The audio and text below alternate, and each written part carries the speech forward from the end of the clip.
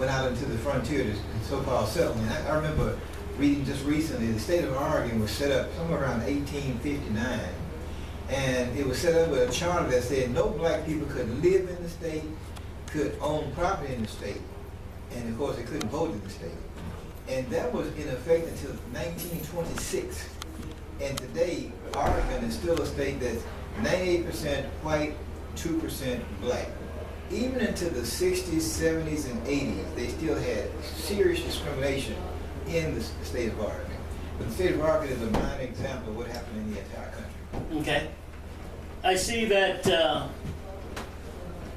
Brother Jeffrey Steele has arrived. He's adjusting camera, and Lonnie Simmons is here as well.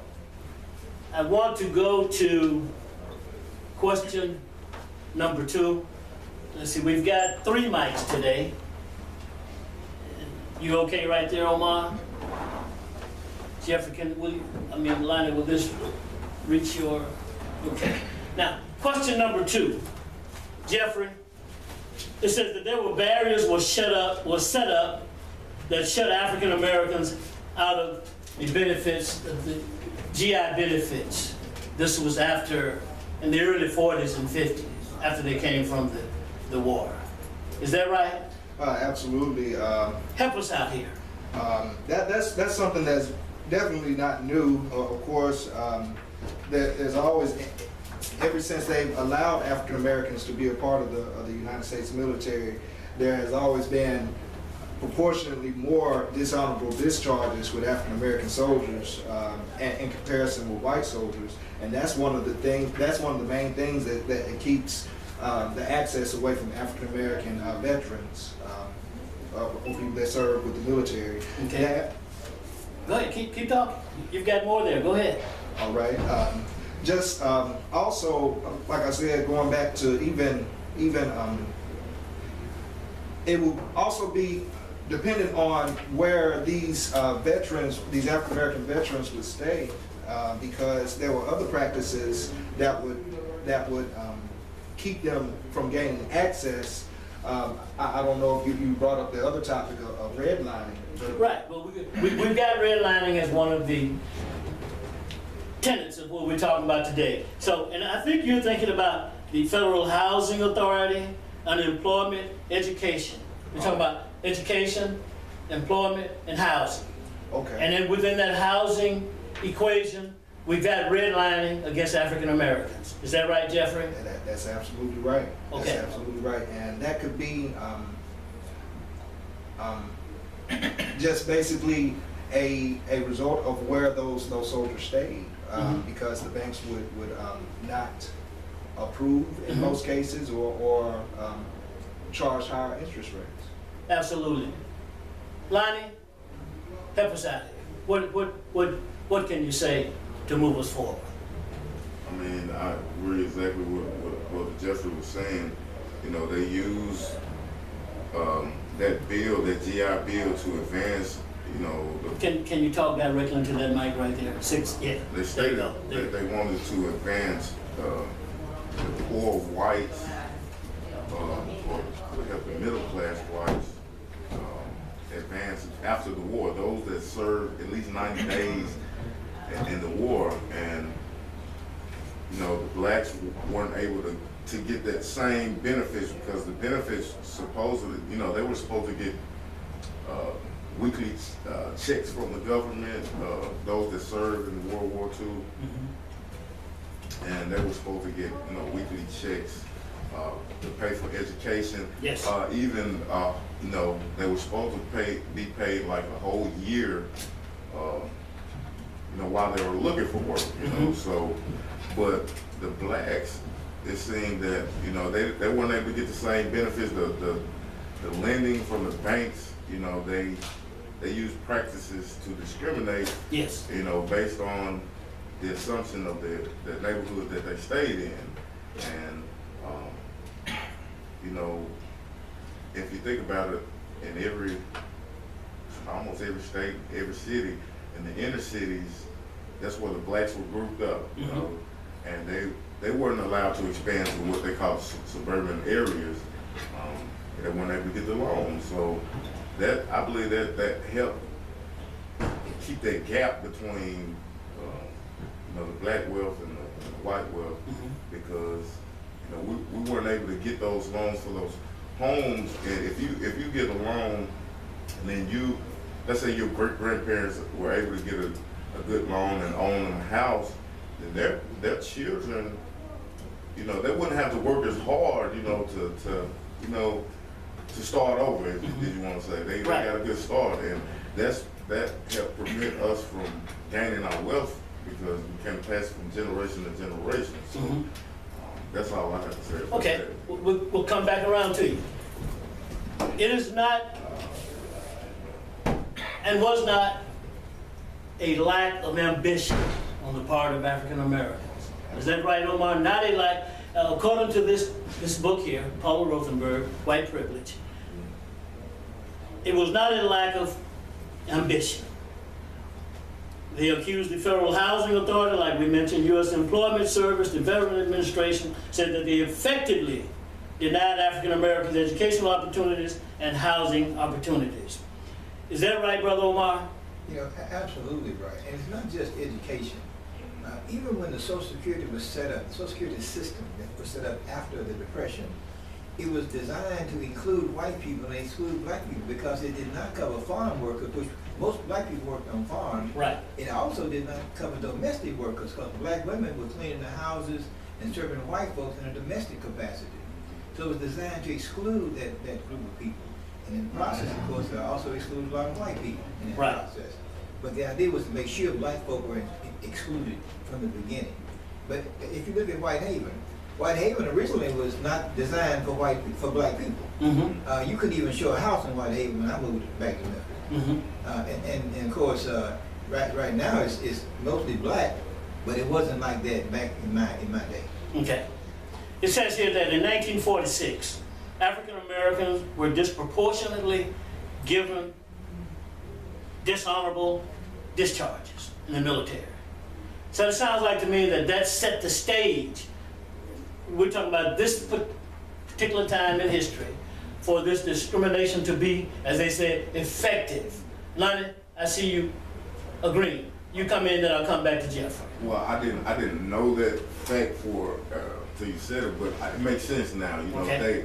if they was to, if majority of the blacks would get discharged, honorable discharge, that means that they, according to the requirements for the GI Bill, the loan, for them to get that loan, then, you know, that discharge, you know, as long as you want discharge, then you could get certain, you know, benefits. But if they was to label them as, or they would have a lot of blacks on the discharge, that automatically eliminated them from access to, you know, capital. Well, that was a part of this barrier that we're talking about, this racial discrimination. That was part of what we're talking about. So it says that the GI Bill and affirmative action was a bill and a process and program that allowed Jews and other Euro-Americans advantages to take advantages of this so-called upward mobility, this rising economic tide, while at the same time it set up a process by which African Americans were stuck in cement with their boots on. And how can you move? Jeffrey. Well, if I could just go back to the previous question just a moment. You can. There was also something that was formally issued by the United States government in 1916 called a blue discharge. It was neither an honorable or dishonorable discharge. However, this type of discharge also kept war veterans from being able to gain access to the GI benefits. This particular type of discharge was also targeting African American veterans and also homosexual veterans. But this particular type of discharge was discontinued in 1947. Okay. So I just wanted to add that on top of the discharge. If you don't mind, maybe somebody got that last question a little bit better than I did. Okay, we'll clear it up as we go forward. Expound a little bit, Omar says the African Americans were offered cement boots of segregation in terms of redlining, urban renewal, and discrimination. I see you smiling. I think you like that one. You know, Knock it out of the park. America had no intention of allowing black people to rise to the top. This entire economy was built on the backs of black slavery. Mm-hmm. And after slavery was ended, they didn't want to end slavery. They wanted to continue to get the free labor, and they set up another system, Jim Crow laws, and the peonage system. And right now, when I go to the prison on Friday, I'm seeing these brothers work for 25 and 35 cents an hour, doing things a professional person would get $15 and $20 an hour for. It's nothing but slavery all over again. Okay. And because of this mass incarceration system, slavery has never ended. It's just been extended in a new form. So yes, they never intended for that to happen. Okay. Another part of the trick, according to this author, is that there were some benefits. It says that these racially skewed gains have been across the generations, so that racial inequality seems to maintain itself naturally, even after legal segregation ended. Anybody? Oh, Come on, absolutely. This is just the history and the pattern. I mean, that has to be assumed that that's the way it is, and until we change it, that's the way it is going to be. It's hidden right in front of our very eyes, and we miss it. But it's the same thing. It's going on, and it's continuing. Since we're dealing with GI, Brother Lonnie had played a video for me yesterday evening about the Civil War, about how they were using slaves for the purpose of fighting for both the Confederate and also the Union. This, and not only that, if they were able to fight for the Union, there were also similar amendments or laws passed that will promise them freedom after they or benefits after they have served. And a lot of these soldiers, just like now, got dishonorable discharges at a higher rate than white soldiers, and they were denied benefits. So coming on to World War II is the same thing happening. Also, if we progress a little bit further into the Korean War, the same thing happened. Go forward to the Vietnam War, the same thing is happening, and the same thing is happening today with what's going on in the Middle East and in Afghanistan. Absolutely. And until that cycle is broken, we can continue to see the same thing happen until we change it. Right. Please continue to progress forward. Cool. And I like what you said about until we change it. Lonnie, let me add something else to that question. It says that, I want to ask you, is it true, and what evidence is there, that African Americans and Japanese Americans were the major targets of this particular war, World War II? Is that true? What evidence do we have?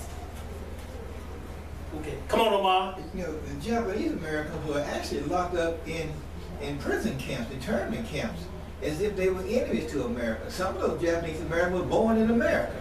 But because they had ties to Japan, they felt like they may turn on America because Japanese was kicking America's tail. So they didn't take a chance on any Japanese. If you had any Japanese in you, you looked like you had, they locked you up. But now one thing I will say is that the Japanese Americans came together and demanded reparations for the businesses they lost, the jobs they lost, the revenue streams they lost. And they got paid, although I don't think it was enough money. They did get paid, and what we need to do is take a leaf out of their book, and the 40 million of us that's here today, we need to demand reparations right now. They owe it to us, and they need to pay it to us. And that's a great point. And after we talk about lynching, we're going to talk more about reparations because it has been written. And many of us have seen it written. The Japanese have received reparations. That's why I raised that question, African Americans and Japanese Americans. But we don't see where African Americans have received this in parts of any kind of reparation. Lonnie, what do you have there? You have anything? You know, from what I see, it seems that all nations or nationalities that the European has destroyed, you know, something of their value, they have recompensated them in some way. Like you said, it might not have been enough, but it's something. Now, on our half, you know, I was in Jackson State Community College years ago. Okay. And a professor asked the class, you know, do we feel that African Americans should get reparations? And you know, out of the whole class, there was only 2 people to answer. And I was one of them that argued the case that I feel we should get some type of reparation. Maybe, you know, if it's not the same, if it's not going to be money, it needs to be something that, you know, they can't just take away from us. Okay. But I had another brother. You're talking about African American? African American. And another brother said, you know, he feel that we shouldn't, you know, they're sad when we got our own people say, you know, they don't feel we should be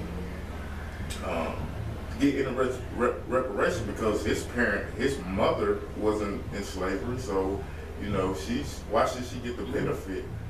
And, you know, I argue this because, you know, during slavery, you know, they not only dehumanized our nation, but it was a law. We were forbidden to even read.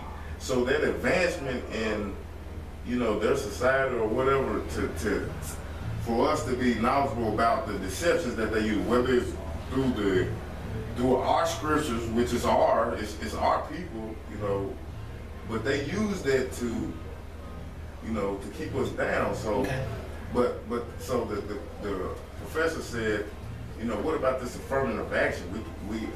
This affirmative action was passed, and how do you feel about that? Do you think?